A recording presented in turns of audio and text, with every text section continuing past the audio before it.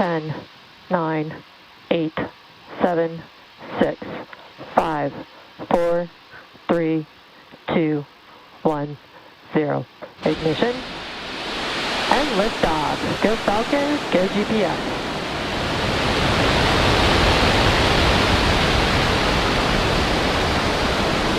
Vehicle is pitching downrange. Stage 1 chamber pressures are nominal.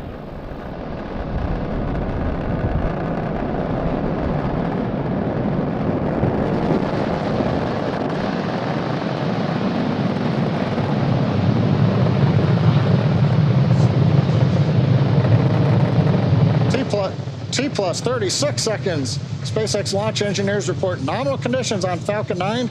We begin the trip to space carrying the GPS-3 satellite. Merlin engine's about to throttle down. We're in the throttle bucket. Telemetry.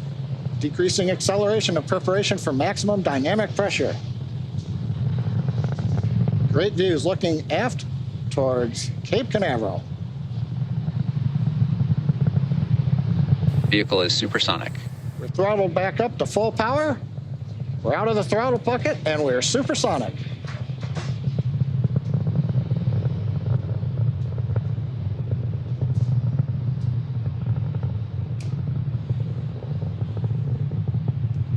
Now from here on, even though velocity is rapidly increasing, the atmospheric density is decreasing. That's resulting on less loads on the Falcon 9. And you've heard the call out, we're through max Q, so the loads are now decreasing on the launch vehicle.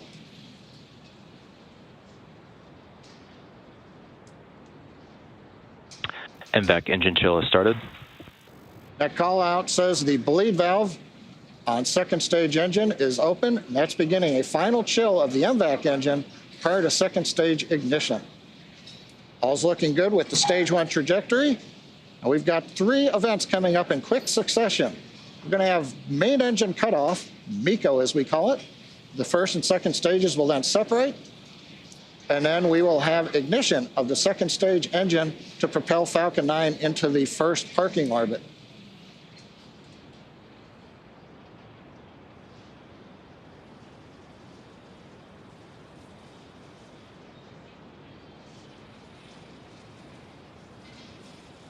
We're beginning to throttle down the first stage engines to hold 4G constant acceleration, coming up on main engine cutoff.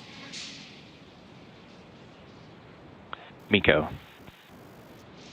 Stage separation confirmed.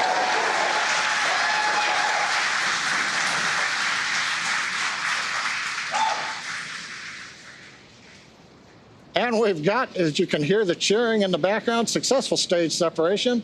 Second stage is now under power of the single Merlin vacuum engine. You may have noticed some curved pieces of metal come off the end of the nozzle right after ignition. That's normal. These are ground handling tubes. Vehicles are following nominal trajectories. They're not needed in flight. We hear the call out. We're following nominal trajectory. With the left side of your screen, you can see the first stage grid fins. The titanium grid fins have deployed. Coming up next, fairing separation. Acquisition of signal, PoMonkey.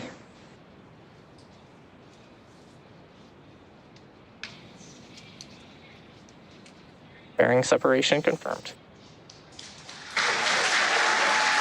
A nice view from the second stage camera showing successful fairing deploy as Falcon 9 is passing through 110 kilometers altitude.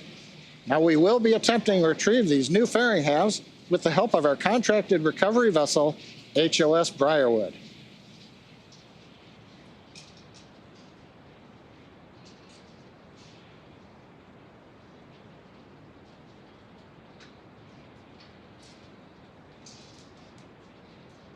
Now currently Falcon 9 second stage heading northeast along the U.S. coast. We are sending telemetry down through the SpaceX Bermuda ground station. Both vehicles continue to follow nominal trajectory. Now as we pass 4 minutes and 20 seconds into flight, all systems are go. Acquisition signal Bermuda. As Falcon 9 carries GPS into space.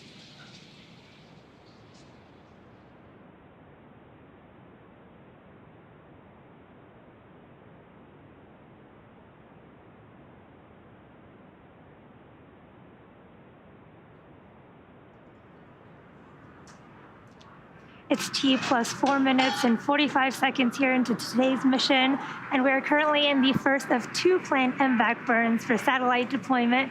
You can see from the live views on your right, the second stage MVAC engine is burning, and there on your left is a live view of the Falcon 9 first stage as it's preparing to re-enter the Earth's atmosphere.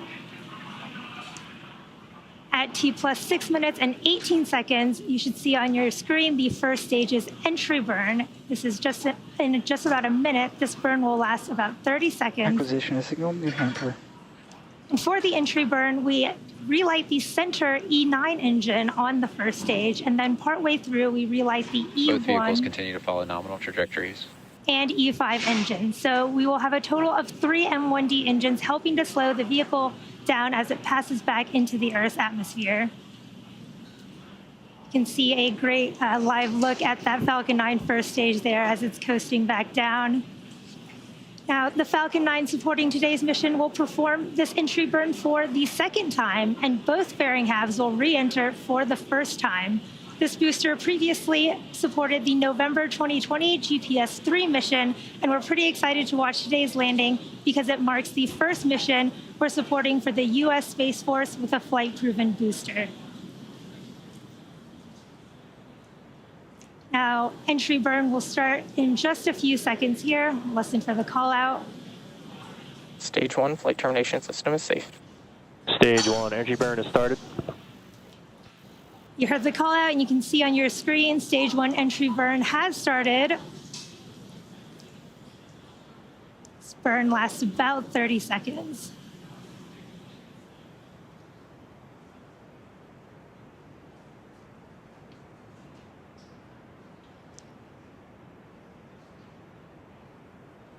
Stage 1 entry burn shut down. We did have a successful stage 1 entry burn there. And now while Falcon 9 Both makes vehicles continue to follow nominal trajectories. While Falcon 9 makes its way back to Earth, you may notice that there are different soot markings on the outer covering of the rocket. You can maybe just see them on your screen on the left there. Now, if you've ever wondered how these markings are formed, the soot is generated when the carbon-based rocket-grade kerosene, or RP1, burns. And since our reentry occurs engines first, the booster flies through its own plume, which deposits the soot on the rocket there. Now, coming up next will be our landing burn, which will be at T plus 8 minutes and 7 seconds. This will also last about 30 seconds, and it will hopefully land our first stage on our drone ship. Just read the instructions. Stage 1 is transonic. Off the Atlantic coast. You heard the call out that stage 1 is now transonic. Stage 2 has entered terminal guidance. Now, just 1 second after the start of the landing burn, we will actually have second engine cut off Stage 2 flight termination system is safe. on the second stage on the right. So both coming up in just a few seconds here. Stage 1 landing burn has started. You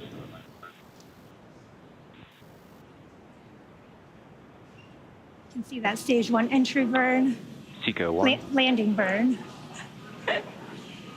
and Seco 1. There's the first stage coming in.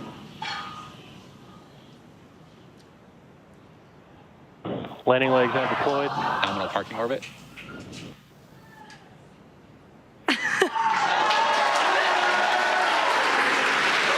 Stage 1 landing confirmed. What a beautiful Expect velocity signals, SpaceX 2.0.